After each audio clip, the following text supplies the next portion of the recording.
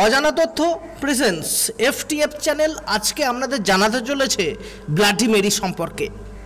Bloody Mary হচ্ছে এমন একটা প্রচলিত লোকপ্রিয় প্রেতাত্মা যাকে নিয়ে আলোড়নের শুরুটা হয় 20 শতকের দিকে।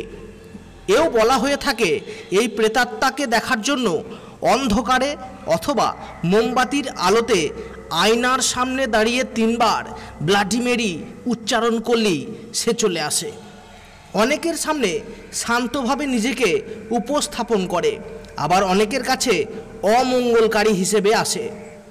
ব্লাডি মেরির প্রচলিত রেওয়াজ 20 শতকের দিকে প্রচলিত রেওয়াজ ছিল যে একটি অন্ধকার বাড়িতে কোনো কুমারী মেয়ে মোমবাতি নিয়ে আয়নার দিকে কিছুক্ষণ তাকিয়ে থাকলে যদি কোনো পুরুষকে দেখেন তার মানে তার বিয়ে সামনে, আর যদি মৃত্যু বা গ্রিম রিপার দেখেন তবে বিয়ের পূর্বেই তার মৃত্যু হবে।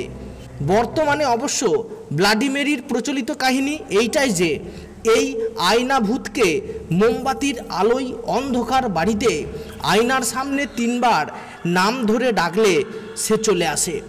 এরপর হয় অভিশাপ দিয়ে চলে যাবে, না হলে চোখ থেকে রক্ত পড়তে পড়তে মেরে ফেলবে বা আঁচড়ে কামড়ে রেখে যাবে আহ্বানকারীকে। এই প্রেতাত্মা দেখতে সাধারণত রক্ত দিয়ে মাখা থাকে বা কিছুদিন আগের দাফন করা কোনো লাশের মতো হয়ে থাকে। ভিডিওটি আপনাদের কেমন লাগলো তা অবশ্যই আমাদের কমেন্ট বক্সে কমেন্ট করতে ভুলবেন না। ভিডিওটি দেখার জন্য আপনাদের অসংখ্য ধন্যবাদ।